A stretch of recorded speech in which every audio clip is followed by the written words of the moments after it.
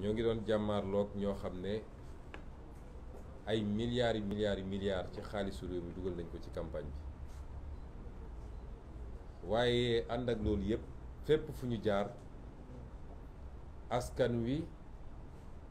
réserver ñu ab perte boo xam ne kawe na woon suñu njort lool te yéen ñëpp Sénégal yëpp ak àdduna yëpp gis ko nit ñi doon génn doon ay junni nit di ñu xaar ci naaj bi di ñu xaar ci taw bi di ñu xaar léeg-léeg ba ay 2 heures du matin loolu ku mu doyul dara dootu la doy ñun mënuñoo remercier lu doy askanu Sénégal waaye di leen wax rek ni yaakaar gi ñu am ci ñun ba tax ñu wane loolu lépp ci cofeel bu soobee yàlla yàgg naa ko wax yaakaar googu du mës a tas lépp lu ñu yaakaar ci ñun nañu xam ni suñu ngor suñu bëgg-bëgg ci réew mi weesu na foofu ndax dañ koy faral di wax ñun ñi fi nekk ñëpp kenn dugg ci politique ngir koppar goo ciy am wala poñet guñ la ciy jox bu doon loolu dong ñi ne ci table bi yëpp duñu campagne ndax amul kenn ci ñun koo xam ne tey dina dem assemblée nationale ndax soo nee député rek nit ñaa ngi gis ku ñu jox ndomb tànk jox ko 4x4 jox ko passeport diplomatique jox ko 1,300,000 par weer jox ko carburant réew mu ndóol ni Sénégal nag ku ñu jox loolu dafa mel ni am na lu tuuti luñ la jox wala sax lu takku waaye ñi fi toog ñëpp amul kenn koo xam ne day dem assemblée te teewul campagne bi yëpp ñoo ko campagne wër Sénégal yëpp di nelaw 3 heures 4 heures du matin di lekk benn repas par jour campagne nañ ci taw campagne nañ ci naaj campagne nañu ci ngelaw loolu cofeel gi ñu am ci Sénégal ak yéene gi ñu am ci Sénégal moo tax ñu def ko kon ñu gàcce gàllama askanu Sénégal di leen gërëmaat ci turu conférence des leaders yëpp waaye ci turu Yewwi Askan Wi yëpp militante dinaa jagleel nag ngërëm gu spécial jeunesse su Sénégal bi parce que ñun bu ñuy commencé politique dafa am lu ñu bëggoon mooy fexe ba jeunesse su Sénégal intéressé waat ci politique ndax fexewoon nañ ba gëmloo jeune kuy jeune rek ni yow politique dafa salte mbirum mag ñi la bu mu la intéressé te loolu musiba la ci réew moo xam ne 65% ay ndaw lañu ñun suñu premier objectif mooy fexewoon ba jeunesse bu nekk di intéressé wu jeune bu nekk di intéressé wu ci politique ndax politique mooy ni ko tubaab bi waxee rek mooy li xew ci sa jamono ak sa société nga fexe ba sa loxo nekk ci lépp lu koy defar nga fekkee ko c'est l'art de gérer la société loolu mooy politique liñ leen mësa woon yëpp du politique ndax nit ñi sàcc alal réew mi jënd ay militants loolu du politique dige loo dul def loolu yëpp du politique moo tax ñun Yewwi Askan Wi ànd ak askan wi ci boppam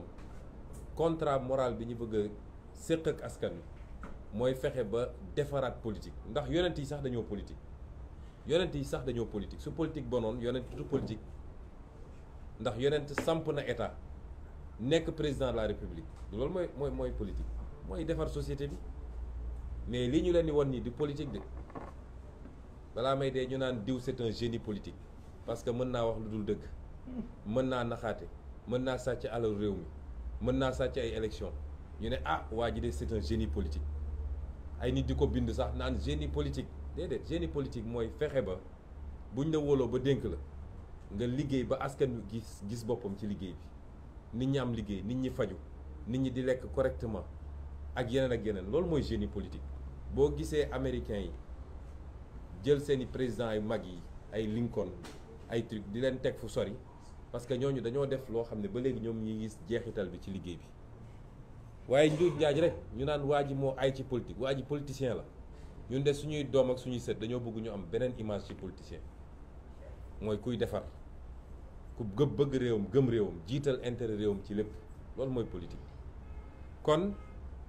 contrat Molard boobu ñu séq ak askan wi moo andi lii ñu am ci élection bi ndax élection bi gagné nañu loolu du lu ñuy laam-laame c'est-à-dire même configuration actuelle bi ñu nekk nii rek wala ni élection bi gagné nañ ko ñii ñu jàmmaar lool 2017 127 députés la ñu amoon ci 165 yi 127 députés su ma koy xayma ci wolof mooy téeméer ak ñaar fukk ak juróom ñaar ci téeméer ci soo dajalee député yëpp téeméer ak juróom-benn fukk ak juróom ñoom loolu la ñu amoon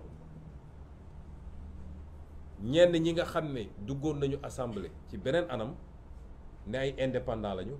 di rocceeku benn di dem di leen fekki ba daanaka bi mandat bi di jeex nii gëm naa ni waroon nañu mat ñoom 140 députés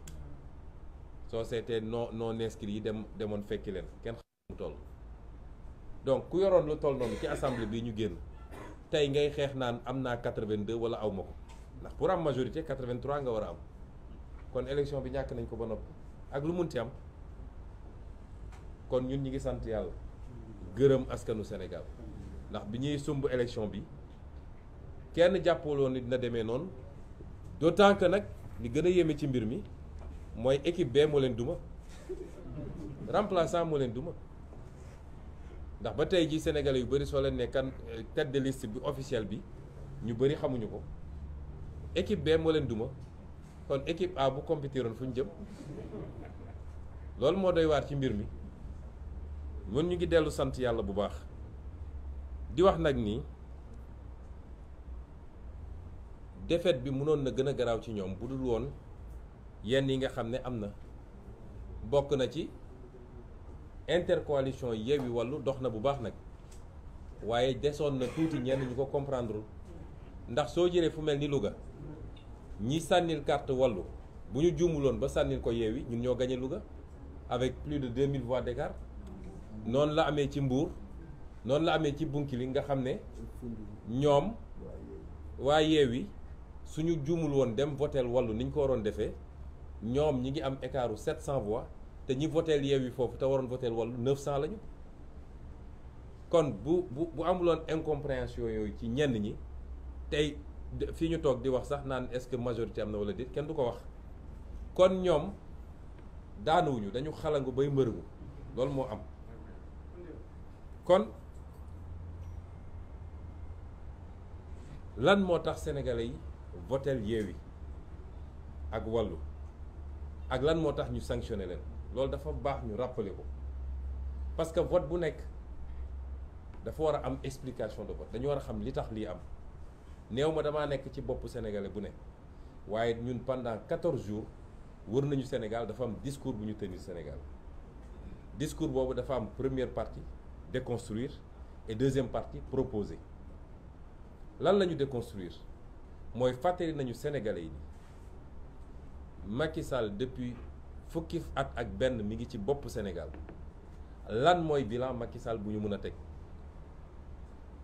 mooy dóore tëje complot pour liquider des gens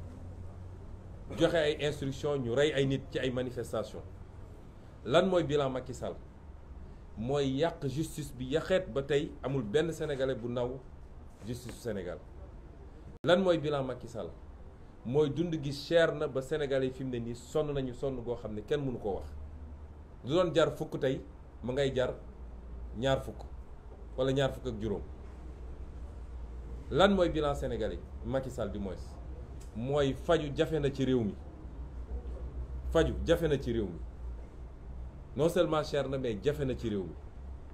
lan mooy bilan sénégalais Macky Sall di mooy njàng mi sooxe na ci anam goo xam ne maar d'Italie lan mooy bilan Macky Sall mooy liggéey amul ci réew mi rawatina ndaw ñi chômage endémique ñiy génn chaque année ci marché du travail moins d'un dixième ñoom ñoo mën a am insertion pour am liggéey ñi ci des ñëpp suñu dawalul Jakarta ña nga toog ci grand place yi lan mooy bilan Macky Sall mooy li ñu yàlla wërsëgale ci ay ressources ay richesses nga xam ne moom la ñu waroon nag jàpp ndax yàlla bu la tàccoo comme ni ñu koy waxee nga sàggan ba keneen ñëw fecc ko yàlla jox ñu pétrole jox ñu gaz jox ñu zircon jox ñu phosphate jox ñu géej goo xam ne lu tey nga gis Macky Sall jël yépp jaay ko tubaab yi ba tey jii ay 10% la ñu am en terme de part ba pare ci répartition production yi lañ cey am lu néew la mënoon naa kon ne di lim waaye lii lenn rek la waaye li ci gën a garaaw mooy lan mooy bilan Macky Sall mooy li la première richesse du Sénégal parce que première richesse du Sénégal du or du zircon du pétrole du gaz ay réew am nañ ko avant ñu fii biir Afrique te tey Sénégal leen gën a avancé lan mooy différence bi mooy jàmm ji ñu am paix sociale ak cohésion sociale kenn musu fee waxu xeet kenn musu fee waxu diine kenn musu fee féewale ay région ñetti président jaar nañ fi balaa Macky Sall kenn musul dégg débat yooyu léegi la ñuy doog a dégg débat yooyu kon loolu mooy bilan Macky Sall te noonu lañ ko présenté Sénégalais yi loolu lañ ne il faut mu dañ fi lan la ñu teg à la place et ñu ne leen woon nag loolu mën nañ ko dooree assemblée nationale du moom mooy gouverner waaye cër bu am solo bi mu am mooy voter loi ndax loi te loi nag mooy société ku fi nekk ci presse loi moo ne lii mooy code bi nii la ñuy amee licence nii nga war a defee lii mooy cahier de charge bi loi mooy wax naka la ñuy dawalee oto ci tali bi loi mooy wax ni sàcc baaxul ku ko def ñu teg la lii loi mooy wax ni pour am carte d'identité sénégalaise fii nga koy jaar waaw su ñu nee loi boobu fii lañ koy voté kan moo mën a ne foofu amul solo cim réew. ñaareel bi mooy assemblée nationale mooy voté budget bi te budget nag wax dëgg yàlla su ñu nee 6000 milliards nga am cim réew ñu ne budget bi moo koy tasaare lan mooy dem ci njàng lan mooy dem ci paj lan mooy dem ci napp gi lan mooy dem ci mbay mi lan mooy dem ci emploi ak yeneen kooku nga nekk cër boobu du cër bu am solo cim réew. ñu ne lan mooy rôlu assemblée nationale encore ñu ne assemblée nationale mooy caytu lu ñu yoree réew bi contrôler action gouvernement kon loolu dañ ma bëgg wax ni loolu amul solo cim réew. ñu ne lan mooy rôle assemblée nationale ñu ne rôle de représentation mooy député mooy dugg ci askan wi xool lan mooy jàmbatu askan wi mun a dem assemblée nationale jooyal leen ko foofu kon cër bu ëpp cëru assemblée nationale cim réew amul. moo tax ñu ne woon Sénégalais bu ngeen ñu joxee majorité am na liggéey boo xam ne mën nañ ko commencer déjà yeggali ko nag bu soobee yàlla 2024 gannaaw bu ñu fi jëlee waa ji discours boobu la Sénégalais yi dégg ñu leen bu ngeen ñu joxee majorité suñ ñu andilee projet de loi 2023 nga xam ne moom la ñu war a examiner à partir de novembre bu dee projet de loi boobu intégré wul jiitalul lan liy yitte Sénégalais yi dañoo bëgg dund gi wàññeeku gaz bi ceeb bi diwlin bi suukar bi yeneen ak yeneen dañoo bëgg loolu wàññeeku bu ñu andilee projet de loi boo xam ne loolu dugaluñu ko ci projet de loi boobu dañ koy delloo Macky Sall ak gouvernement en seconde lecture ne ko kii duñ ko wote moo tax ñu ne leen woon réew mi du bloqué day gën a avancé parce que réew boo jëlee doole réew mi yëpp teg ko ci loxo benn nit su dee nit kooku ku baax la ku yeewu la ku bëgg réew mi la mën na ko jëriñ mu liggéey bu baax mais bu dee safaan ba la te ñun dañoo gëm ni loolu moom la ñu nekk ak président Macky Sall réew moomu ci guute lay dëkk te loolu pour nga rectifier ko mooy il faut li tubaab naan le pouvoir limite le pouvoir il faut nga jël beneen doole jox ko ñeneen bu ko defee lu mu bëgg a def day obligé waxtaan ak ñooñu ñu ut consensus ci lan mooy intérêt réew mi lan mooy njëriñu réew mi ñu ne kon sénégalais bu ngeen ñu joxee majorité buñ ñu andilee budget boo xam ne les 10% parce que dafa am lu ñuy wax protocole de Maputo dafa ne réewu Afrique bu nekk budget ak nu mu munti toll war na jagleel 10% yi mbay mi bu dee andi nañu budget Sénégal mosu koo respecté bu ñu andilee budget ñu gis ni li ñu jox mbay mi 5% la dinañ ko delloo Macky Sall ne ko yokkal parce que mbay mi priorité la ci ñun dañoo bëgg am autosuffisance ba li ñuy jéggaani fële ñu mun koo am suñu biir réew paj mi noonu njàng mi noonu feneen ak feneen noonu loolu mooy premier engagement bi ñu jëloon pour suñu diggante ak Sénégalais yi ne leen dinañu voté ay loi yoo xam ne dina delloo si yéen ñi nga xam ne Sénégalais dañ koo namm soxla ko Cheikh Tidiane yu mu wax na léegi lu jëm ci lu nar a yàq suñu société yàqeet te muy agenda boo xam ne tubaab yi ñu ko bëgg a imposer ñu jël ci engagement signé charte bi dugal ko suñu biir programme mooy lépp lu jëm ci borom ñaari tur yi ñu ne leen dinañu def fonction de représentation ndax nag këpp kees bi bëri na ci réew mi poste li fa xew gis ngeen ko port autonome li fa xewoon gis ngeen ko dégg ngeen dossier ArcelorMittal dégg ngeen les 1500 milliards du TER dégg ngeen ñu ne leen nag dinañ taxawal ay commission d'enquête parlementaire boo xam ne dinañ leen woo ñoom ñu ñëw layoog ñun ñu leeral mbir ba mu leer ba pare def ko publiquement askan wi xam ni lii moo xew ci alalu réew mi du cox du da ngaa soxor wala da ngaa bëgg waaye réew pour mu dox kenn ku ne suñ la dénkee lañ la dénkoon il faut nga rendre compte réew mi nii laa ko yore woon loolu dafa am solo ci démocratie pour mu dox ñu jël engagement yëpp ak yeneen yu ñu jël suñu digganteeg réew mi lii lépp su ma ko fàttalee ndax dañ ko wax ko ci campagne bi dama bëgg ñu fàttaliku lan moo tax sénégalais yi voté contre Macky Sall ak lan moo tax sénégalais yi voté pour ñun intercoalition Yewwi Wallu vote boobu nag mbokk yi moom la Macky Sall ak ñi mu àndal bëgg a jalgati yéene gi ngeen amoon pour lii ñu waxanteeg yéen yi ñu diglanteeg yéen te wallaahi wax naa ko dañ koy def niñ ko waxee lañ koy defee parce que dafa jot nag dafa jot ñu jubóole sénégalais yi ak politique dafa jot ñu fexe ba sénégalais gëm ni politicien war na mun a nekk nitu kaddu war na mun a nekk nit kuy def li mu wax war na mën a nekk nit koo xam ne réew mi rek moo ko ñor waaye duggul ngir alal li sénégalais yi sanctionné mooy benn type politicien ku ñëw ne opposant la ñu voté la jox la mandat maire nga wëlbatiku dem ne jaay naa ko Macky Sall ñu ko defoon ñëpp perte nañu bureau bi ñu voté sax dañ koo perte sénégalais yi dañoo am seen fulla kenn gënu leen yeewu loolu nag dafa jot ñu woon sénégalais yi ni loolu jeex na ci réew mi loolu la Macky Sall bëgg a confisquer moo tax duñ ko nangu te bugguñu xalaatuñuy sénégalais dinañ ko nangu fi mu ko bëgg a jaare Déthié Fall leeral na ko mooy li muy def fële ci Fuuta ñeenti département Podor Kanel Matam ak Ranérou foofu la ko bëgg a def ndax ma bëgg a leeral benn mbir nag mbir mi du affaire nett ku bandum nañu bàyyi wax yooyu waa Fuuta bu leen neexoo ñu voté 100% Macky Sall am nañu sañ-sañ bi ñun du gagné nañu Casamance gagné nañu Ndakaaru gagné nañu feneen ak feneen kenn ku ne am nga sañ-sañu voté neex homme politique day am base Sine mu ngay voté Macky Sall boobu ba léegi Saloum mu ngay voté Macky Sall boobu ba léegi Casamance mu ngay voté Yewwi Bawol ma ngay voté Wallu ak Yewwi problème kon buñ fi wax ay waxu nett ku bandum wala yu demee noonu ku ko wax tooñ nga nit ñi mais la yéeme ci mbir mi mooy waa Fuuta voté lu ñu Macky Sall léegi fépp foo xam ne vote bi jaar na yoon mooy administration signé na ñun suñuy représentant signé ñoom seen représentant signé am na ci bureau de vote yoo xam ne ñun ñoo ko gagné am yoo xam ne ñoom suñ ko gagné écart yu ndaw la ay 20 voix 25 voix kon le Fouta a tourné le dos à Macky Sall li xew c'est une entreprise de fraude massive boo xam ne ay hommes politiques ñoo ko organisé ça n'a rien à voir avec le Fouta corruption ci achat de vote fépp la am ci Sénégal fépp la am amul benn fenn fu mu des fépp la am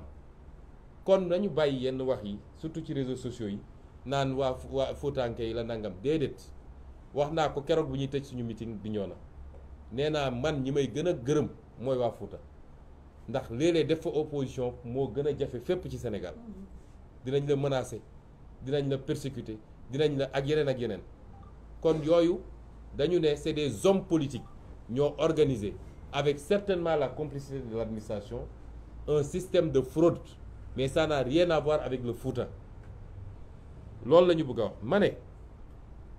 tentative boobu nga xam ne dañoo bëgg a confisquer suñu vote loolu la ñu ne duñ ko nangu ki may njëkk a lancer appel nag mooy président Macky Sall moom ci boppam dafa am fu mbir di toll un homme doit savoir être grand surtout nag boo nekkee homme d'État. Un homme doit être républicain, doit rester au-dessus de la mêlée parce que àdduna du dul jeex amut. dañ koo jox moom nguur ba biñ ko ko joxee ñëpp de d'accord ni votel nañ ko, président Abdoulaye félicité ko, def passation dem. nguur googu ñu ko joxoon moo jeex takk, lu jeex jeex na. li ci des mooy qu'il fasse preuve de dignité et de grandeur. De dignité et de grandeur. Parce qu'il n'est jamais trop tard. ñu bëri jàpp nañ ni il n'en est pas capable te acte yi mu posé boobu ba léegi loolu lay firndeel. Mais man jàpp naa ni il n'est jamais trop tard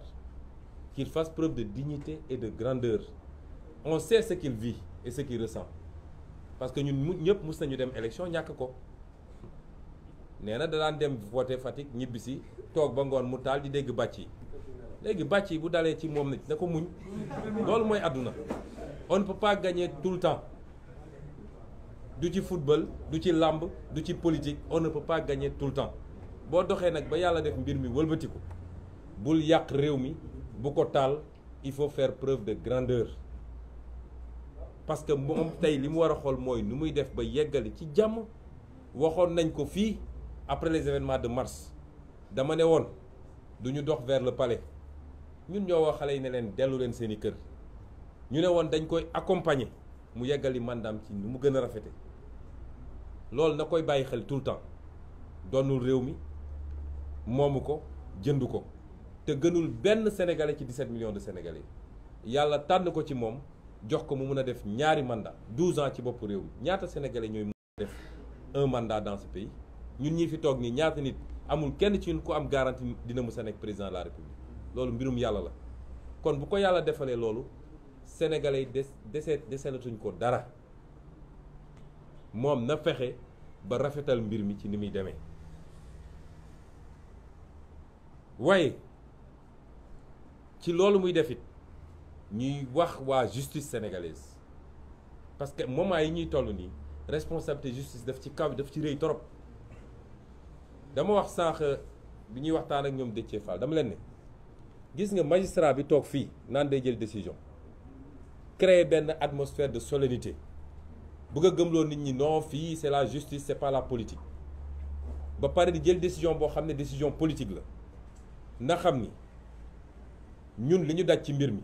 ñun ñoo sumb politique. ñun ñoo joxe suñu caution. ñun ñoo def suñu investiture. ñun ñoo dem defi campagne dans des conditions extrêmement difficiles. ñun ñoo woo Sénégalais ni leen gën leen voter. Ils n'ont qu'à nous respecter. La justice n'a qu'à nous respecter. Acteur politique yombul de te ñun ñooy système politique bi. bu ñu fi nekkuloon politique du am kon nañu doxal yoon. ñoom ils sont les garants de la stabilité de ce pays te chaque fois wax naa ko saa su problème amee ci réew mi bay waaj a tàkk li am fii temps yële ba bay nit dee ci lan la foog nga ni su justice defuloon li mu def tey nit di bakkan dina ci rot du am.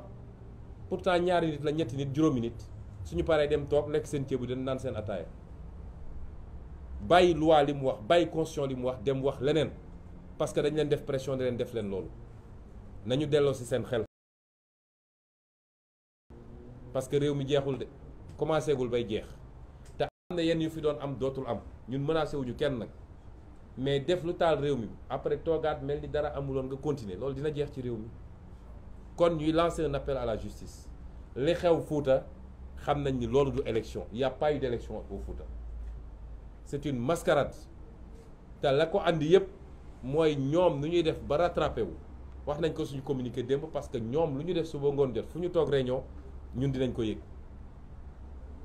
objectif bi Macky Sall sant Antoine Diome mooy fexeel ba egg 82 députés